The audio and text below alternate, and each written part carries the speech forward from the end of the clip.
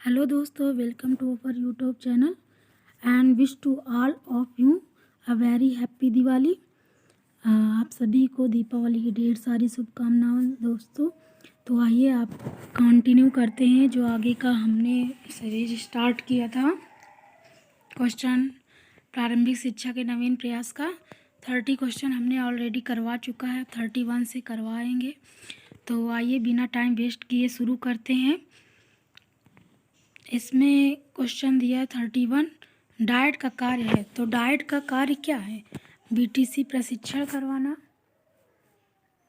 सेवारत प्रशिक्षण करवाना, विशिष्ट बीटीसी प्रशिक्षण, उपर्युक्त सभी। तो डाइट का जो कार्य होता है वो तीनों होता है: बीटीसी प्रशिक्षण करवाना, सेवारत प्रशिक्षण करवाना, विशिष्ट बीटीसी प्रशिक्षण। तो क्या होगा आंसर इसका? उपर्युक्त सभी।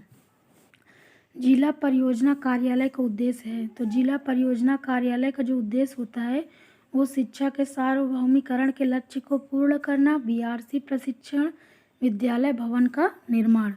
तो द ऑप्शन में क्या दिया है? उपर्युक्त सभी। तो जिला परियोजना कार्यालय का जो उद्देश्य होता है वो शिक्षा के सार्वभौमिकरण के लक्ष्य को पूर्ण करना, बीआरसी प्रशिक्षण, विद्यालय भवन का निर्माण करना।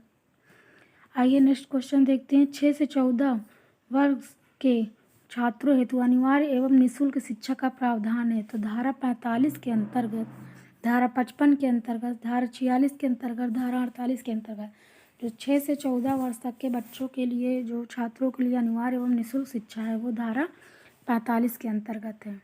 ठीक। और शिक्षा बिना बोझ के क्या संबंध है?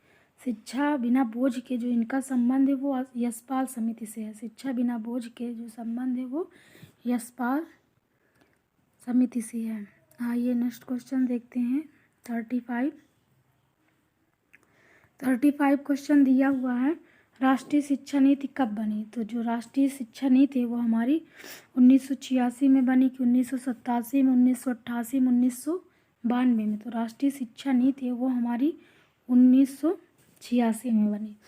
और नेक्स्ट क्वेश्चन है, राष्ट्रीय शिक्षा नीति को कुल कितने खंडों में बांटा गया है? तो राष्ट्रीय शिक्षा नीति को कुल 12 खंडों में बांटा गया है। कितने खंडों में बांटा गया है? 12। और नेक्स्ट क्वेश्चन देखते हैं, कस्तूरबा गांधी बालिका विद्यालय की स्थापना किस स्तर पर की जाती है? तो कस्तूरबा गांधी बालिका विद्यालय की जो स्थापना होती है वो ब्लॉक स्तर पर की जाती है। ठीक। आइए नेक्स्ट क्वेश्चन देखते हैं, कस्तूरबा गांधी बालिका विद्यालय में, कस्तूरबा गांधी बालिका विद्यालय में कितने वर्ष तक शिक्षा दी जाती है? तो कस्तूरबा गांधी बालिका विद्यालय में 3 वर्ष, 2 वर्ष, 5 वर्ष, 4 वर्ष। तो जो कस्तूरबा गांधी बालिका विद्यालय में जो शिक्षा दी जाती है वो 3 वर्ष के लिए दी जाती है। आइए नेक्स्ट क्वेश्चन देखते हैं। 39 देखते हैं। 39 दिया हुआ है। 39 जो है दिया हुआ है, कस्तूरबा गांधी बालिका विद्यालय में बालिकाओं का आयु वर्ग है। कस्तूरबा गांधी बालिका विद्यालय में बालिका आयु का जो आयु वर्ग है वो 11 से 14 वर्ष है, या 15 से 18 वर्ष के वर्ग है, 6 से 14 वर्ष है, कि कोई नहीं। तो कस्तूरबा गांधी बालिका विद्यालय जो बालिकाओं की जो आयु वर्ग होती है वो 11 से 14 वर्ष। क्वेश्चन को ध्यान से देखिए, काफ़ी आपके लिए टेट सी टेट या सुपर टेट टीचिंग में काफ़ी हेल्प करेगी। ठीक। आइए अगला क्वेश्चन देखते हैं। 40वां, कस्तूरबा गांधी बालिका विद्यालय की स्थापना किस प्रकार के ब्लॉक में की जाती है? तो शैक्षिक रूप से पिछड़े, शैक्षिक रूप से परिपूर्ण, दोनों, कोई नहीं। तो कस्तूरबा गांधी बालिका विद्यालय की जो स्थापना होती है वो शैक्षिक रूप से पिछड़े प्रकार के बालक में ब्लॉक में की जाती है। शैक्षिक रूप से पिछड़े, कस्तूरबा गांधी बालिका विद्यालय की जो स्थापना होती है वो शैक्षिक रूप से पिछड़े बालकों के ब्लॉक में की जाती है। आइए नेक्स्ट क्वेश्चन देखते हैं। नेक्स्ट क्वेश्चन क्या देखा है, कस्तूरबा गांधी बालिका विद्यालय में जो है बालिकाओं को किस कक्षा में प्रवेश दिया जाता है? तो कस्तूरबा गांधी बालिका विद्यालय में जो बालिकाओं को किस कक्षा में प्रवेश दिया जाता है? कक्षा 6, 7 की 8 की सभी। तो कक्षा 6 जो कस्तूरबा गांधी बालिका विद्यालय वो बालिकाओं के लिए है और उसमें 11 से 14 वर्ष तक के बालिकाओं की आयु वर्ग है और ये कक्षा 6 तक दी जाती है। और किस प्रकार के ब्लॉक में? शैक्षिक रूप से पिछड़े ब्लॉक में। आइए नेक्स्ट क्वेश्चन देखते हैं।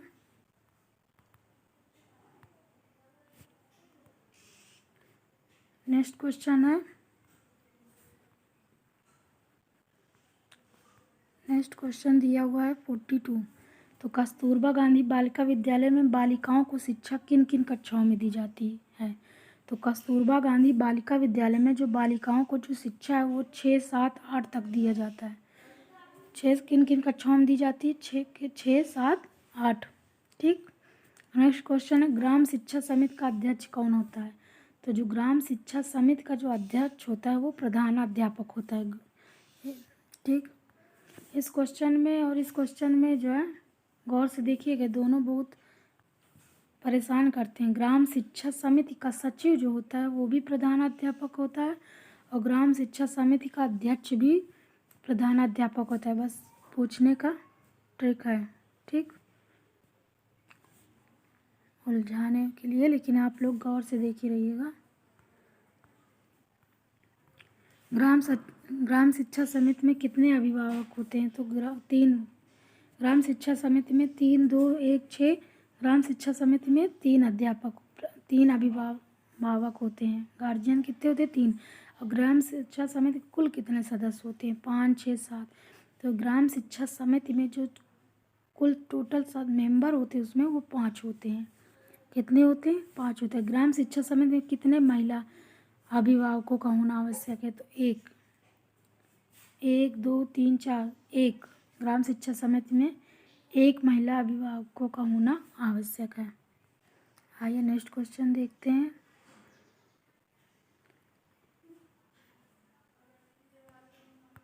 ग्राम शिक्षा समिति का गठन किस धारा के अंतर्गत आता है? तो धारा 12 के अंतर्गत। ग्राम शिक्षा समिति का जो गठन है वो धारा 12 के अंतर्गत है। और ग्राम शिक्षा समिति का गठन किस वर्ष किया गया है? किस वर्ष किया गया है? तो ग्राम शिक्षा समिति का जो गठन है वर्ष 2000, 2002, वर्ष 2004। तो ग्राम शिक्षा समिति का गठन 2000 में किया गया है और धारा 12 के अंतर्गत। ग्राम शिक्षा समिति का गठन 2000 में और धारा 12 के अंतर्गत। नेक्स्ट क्वेश्चन है 50। उत्तर प्रदेश बेसिक शिक्षा परिषद का गठन किस वर्ष हुआ है? तो 1972 में। 1973, 1970, 1992। तो उत्तर प्रदेश बेसिक शिक्षा परिषद का जो गठन है वो 1972 में किया गया है। ठीक, आइए नेक्स्ट क्वेश्चन देखते हैं। नेक्स्ट क्वेश्चन है, ये तो हो गया 50। उत्तर प्रदेश शिक्षा परिषद का गठन जो है 1972 में। बीआरसी समन्वयक सह समन्वयक अपने विकास क्षेत्र की न्याय पंचायत के अंतर्गत आने वाले विद्यालयों का माह में कितनी बार निरीक्षण करते हैं? तो बीआरसी समन्वयक सह समन्वयक अपने विकास क्षेत्र की न्याय पंचायत के अंतर्गत आने वाले विद्यालयों का माह में कितनी बार निरीक्षण करते हैं? तो 2 बार, 3 बार, 1 बार, 4 बार। तो लेकिन आपको 2 बार याद रखना कि बीआरसी समन्वयक सह समन्वयक जो होते हैं वो अपने क्षेत्र के न्याय पंचायत के अंतर्गत कम से कम 2 बार माह में निरीक्षण करते हैं। एनपीआरसी के प्रमुख को कहते हैं, तो एनपीआरसी के प्रमुख को संकुल प्रभारी कहते हैं। एनपीआरसी के प्रमुख को क्या कहते हैं? संकुल प्रभारी। आइए नेक्स्ट क्वेश्चन देखते हैं। एनपीआरसी की समन्वयक अपने क्षेत्र के विद्यालयों का निरीक्षण प्रत्येक माह में कितनी बार करते हैं? तो ये भी 2 बार करते हैं। ठीक, एनपीआरसी के समन्वयक अपने क्षेत्र के विद्यालयों का निरीक्षण प्रत्येक माह में 2 बार करते हैं।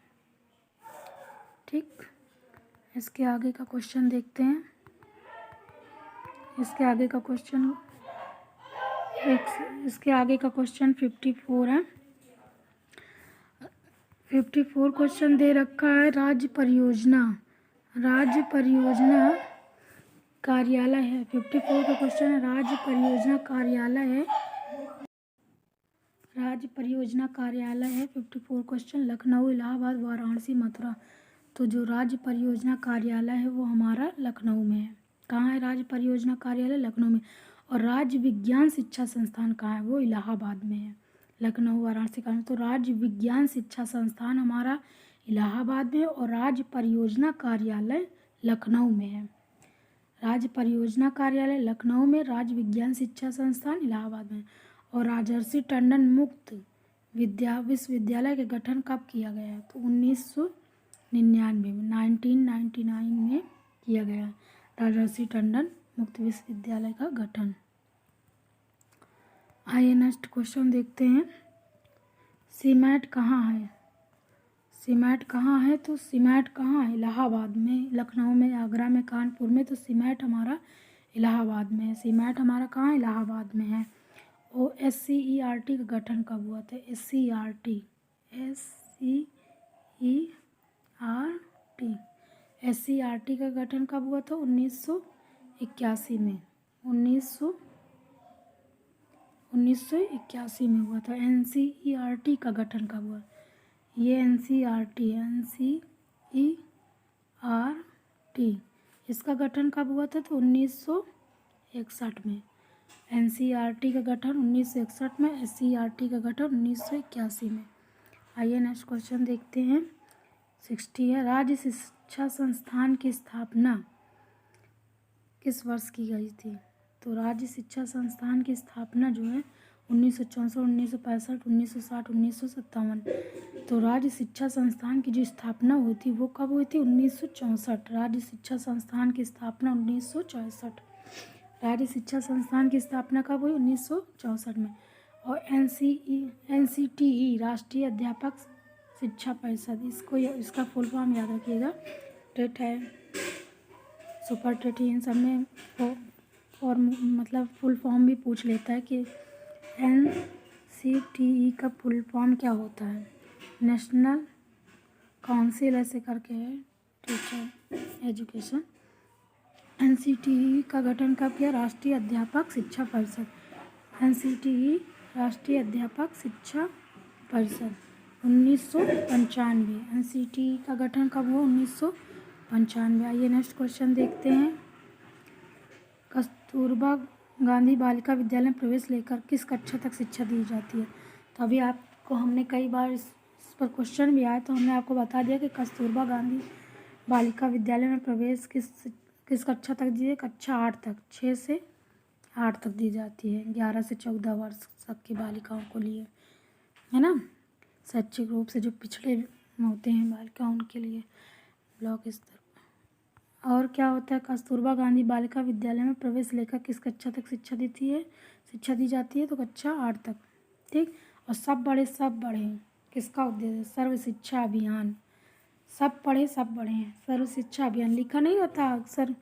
आप प्राइमरी स्कूल में जाइए तो देखिए, सब पढ़े सब बढ़े सर्व शिक्षा अभियान के तहत, है ना। और मानवीय संसाधन नहीं है, मानवीय संसाधन नहीं है। आइए नेक्स्ट क्वेश्चन देखते हैं। मानवीय संसाधन नहीं है। मानवीय संसाधन क्या नहीं है? बालक शिक्षक श्यामपट्ट प्रधानाध्यापक। तो मानवीय संसाधन नहीं है, इसमें तो श्यामपट्ट होना चाहिए, है ना। ये गलत लिखा है। मानवीय संसाधन नहीं है तो मतलब मानव नहीं है। मानवीय संसाधन मानव के अंतर्गत, जैसे बालक है, शिक्षक, प्रधानाध्यापक, ये सब क्या है? मानवीय संसाधन है। और श्यामपट्ट क्या है? ये भौतिक संसाधन में, ये सब क्या है? भौतिक संसाधन के अंतर्गत आते हैं, ठीक, भौतिक संसाधन के अंतर्गत आते हैं। आइए नेक्स्ट क्वेश्चन देखते हैं, इसको करेक्ट करिए। मानवीय संसाधन नहीं है तो श्यामपट्ट, बालक, शिक्षक, प्रधानाध्यापक, ये सब किसके अंतर्गत आते हैं? मानवीय संसाधन के अंतर्गत। नेक्स्ट क्वेश्चन देखते हैं।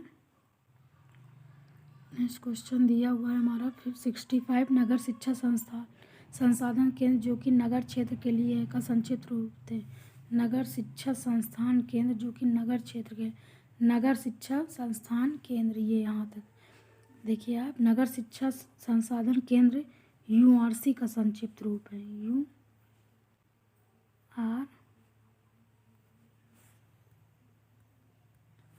URC का संक्षिप्त रूप है नगर शिक्षा संसाधन केंद्र। आइए देखते हैं नेक्स्ट क्वेश्चन क्या है इसका। अच्छा, तो नेक्स्ट क्वेश्चन दोस्तों यहीं तक है, 65 तक हमने आपको करवाया है। तो ये सीरीज़ कंटिन्यू ऐसे ही रहेगी, आप लोगों को पसंद आती हो हाँ, तो आप क्या करेंगे, कमेंट ज़रूर करेंगे। आप अपना जो है राय ओपिनियन ज़रूर हमको बताएंगे कि आप क्या और क्या हमसे कैसे वीडियो चाहते हैं, किस टॉपिक पर। आपको हम टेट सीटेट या सुपर टेट की भी तैयारी करवाएंगे, लेकिन आप अपना कमेंट करके ज़रूर बताइए कि आप अपनी राय ज़रूर दीजिए और इसका सीरीज़ को कंटिन्यू रखिए कि डीएलएड सेमेस्टर के एग्ज़ाम के लिए, जो कि बहुत अति महत्वपूर्ण है। एंड जाते जाते भी आपको हम दीपावली की बहुत ढेर सारी शुभकामनाएं कहना चाहेंगे। माता रानी आप पर हमेशा कृपा बनाए रखें। धन्यवाद दोस्तों, thank you so much. Like, share and subscribe करना मत भूलिएगा, कमेंट ज़रूर करिएगा। धन्यवाद दोस्तों।